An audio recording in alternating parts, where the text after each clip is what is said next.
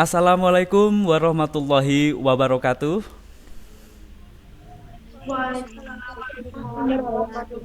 Ya, apa kabar satu kimia analisis satu di hari Senin ini? Alhamdulillah baik. Alhamdulillah baik, Pak. Ya, semoga saya ingatkan kembali, semoga semangat kalian untuk belajar jangan kendor. Kenapa? Karena masa depan kalian diukir dari hari ini dan esok sampai kalian lulus dan bahkan bisa melanjutkan sekolah untuk bisa mendapatkan atau meraih cita-cita yang kalian inginkan. Kembali lagi bertemu dengan saya, Syaifal Pramudianto, dalam pelajaran simulasi komunikasi digital. Hari ini hari Senin, tanggal 9 November tahun 2020. Masih dalam kondisi pandemi, saya berharap Mas Mbak tetap menggunakan protokol kesehatan. Yang pertama, yaitu selalu memakai masker dalam beraktivitas. Kemudian jangan lupa untuk sering mencuci tangan setidaknya 20 detik begitu, karena dengan waktu sepanjang itu diharapkan bakteri ataupun virus juga akan mati. Kemudian juga hindari kerumunan. Sebelum kita mulai, marilah kita mulai dengan berdoa bersama. Saya minta salah satu siswi untuk memimpin doa pada kesempatan hari ini. Saya minta Mbak Firda Ramawati memimpin doa. Silahkan. Berdoa mulai. Amin, selesai. Amin. Terima kasih Mbak Firda Ramawati. Semoga apa yang kita bacakan dalam doa yang baru saja begitu terkabul oleh Allah Subhanahu wa taala dan kita mendapatkan limpahan rahmat kasih sayang Allah Subhanahu wa taala. Allahumma amin. Dan sebelum kita mulai pembelajaran kita hari ini, sedikit mengingat tentang materi yang minggu lalu telah kita laksanakan bersama, yaitu mengenai membangun peta minda menggunakan aplikasi baik yang offline ataupun menggunakan aplikasi yang berbasis website. Nah, sekarang kita akan menuju ke materi berikutnya, yaitu mengenai aplikasi pengolah kata. Apakah kalian pernah menggunakannya? Saya mau tanya salah satu dari kelas ini, Mbak Nabila Ahsan, apakah sudah pernah menggunakan aplikasi pengolah kata? Belum. Microsoft Word, apakah belum pernah menggunakan?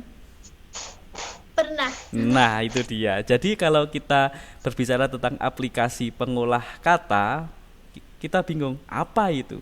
Ternyata bahwa aplikasi pengolah kata sering kita gunakan. Dan yang paling populer adalah Microsoft Word. Kalau kalian di HP menggunakan aplikasi apa? Saya mau tanya Mbak Nada Barda. Menggunakan WPS Office itu, Pak. Adapun tujuan kita, pertemuan kita hari ini adalah mengenai, yaitu yang pertama, mendeskripsikan langkah-langkah bekerja dengan aplikasi pengolah kata. Dalam hal ini yaitu Microsoft Word. Berikutnya, membuat teks dan paragraf.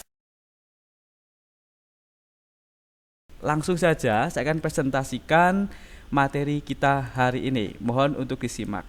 Kita menuju ke presentasi hari ini mengenai aplikasi pengolah kata. Apakah nampak, Mbak? Halo? Ya, Pak. Ya, sudah nampak ya. Aplikasi pengolah kata dalam hal ini adalah Microsoft Word, karena Microsoft Word merupakan aplikasi pengolah kata yang paling familiar, paling sering digunakan dan paling banyak digunakan oleh masyarakat di dunia begitu. dibuat oleh Microsoft dan kita menuju ke slide berikutnya. Pengelolaan informasi digital.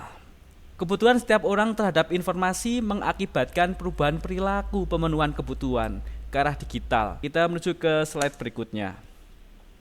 Nah, Microsoft Word tersebut merupakan produk dari Microsoft Office.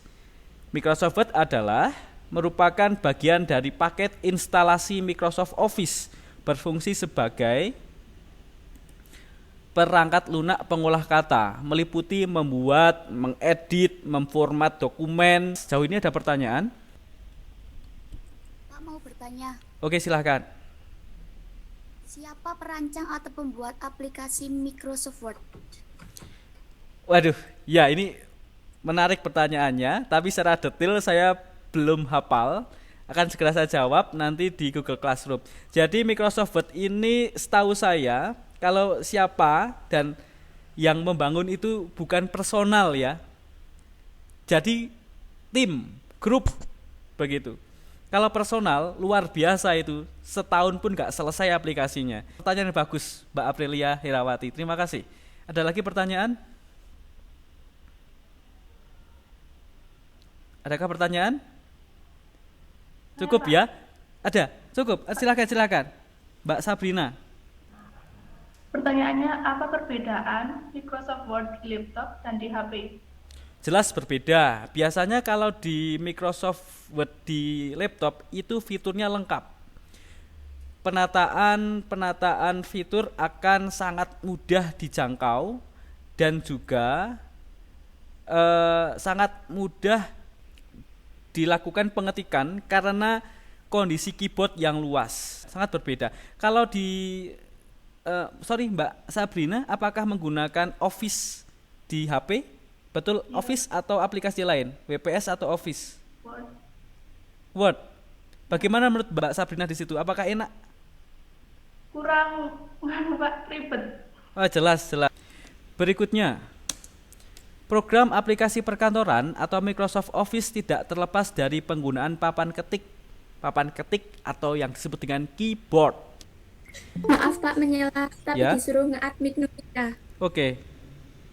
Makasih. Makasih. Mana ya admitnya? Oke. Nur Anissa.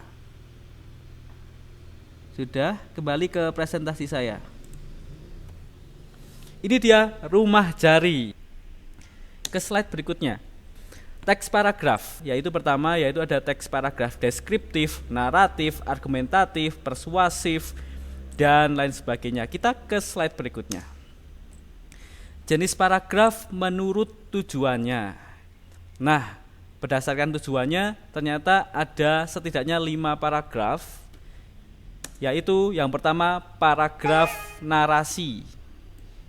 Paragraf narasi adalah paragraf yang berisi tentang sebuah cerita suatu hal secara kronologis. Berikutnya adalah paragraf eksposisi. Paragraf ini merupakan paragraf yang berisi penjelasan untuk memaparkan fakta-fakta yang ada. Paragraf argumentasi. Argumen itu adalah opini ataupun pendapat. Jadi jenis paragraf yang bertujuan memberikan pandangan kepada para pembacanya dengan menyajikan fakta ataupun isu permasalahan dalam isinya. Paragraf persuasi. Persuasi itu mempengaruhi orang lain, jadi menggiring opini. Hampir sama dengan paragraf argumentasi. Paragraf persuasi biasanya menampilkan pendapat-pendapat dari sang penulis terhadap suatu berita atau isu tertentu. Paragraf deskripsi. Jenis paragraf yang satu ini bertujuan membuat pembaca dapat merasakan atau membayangkan hal yang dideskripsikan secara jelas dan nyata. Oke, Mbak Mas, untuk presentasi kita hari ini selesai. Sekarang saya akan ke LKPD yang harus kalian kerjakan. Ada 2 tugas hari ini, yaitu yang pertama LKPD dan yang kedua ada evaluasi pembelajaran. Saya akan membahas tentang LKPD, mohon disimak. LKPD hari ini mengenai Microsoft Word atau aplikasi pengolah kata yang saya yakin hampir semua orang sudah pernah menggunakannya. Nah, langkah kinerjanya atau langkah kerjanya adalah simak tayangan YouTube berikut ini. Linknya sudah ada di LKPD. Kalaupun tidak dibuka YouTube-nya, kalian bisa membuka bahan ajar yang telah saya share. Saya justru lebih menghargai saat kalian itu menjawab dengan bahasa kalian, tidak usah sesuai dengan buku atau. Kita ke Romawi 3. Nah, ada contoh paragraf dalam tabel yang telah saya siapkan. Silahkan kalian tentukan jenis paragraf apa, paragraf yang ada di kolom kirinya ya. Silahkan kalian tuliskan di keterangan. Tapi untuk hal ini tidak perlu ada tulis ulang. Saya minta kalian hanya menuliskannya di lembaran kertas. Jadi LKPD ini dituliskan di lembaran kertas. Tinggal nanti Romawi 3 nomor 1 paragraf deskriptif, alasannya bla bla bla bla begitu. Kemudian nomor 2 merupakan paragraf naratif, alasannya apa begitu. Silahkan kalian jabarkan dengan alasan menurut kalian. Sudah jelas, Pak. Oke, LKPD dituliskan di lembaran kertas, ditulis kemudian difoto dan diupload di link pengumpulan LKPD yang saya sertakan dalam Google Classroom dan juga di WhatsApp. Saya beri waktu sampai pukul 20 sore ini, pukul 8 malam. Apabila ada pertanyaan, silahkan layangkan pertanyaan melalui WhatsApp Japri atau melalui grup. Insya Allah segera saya jawab.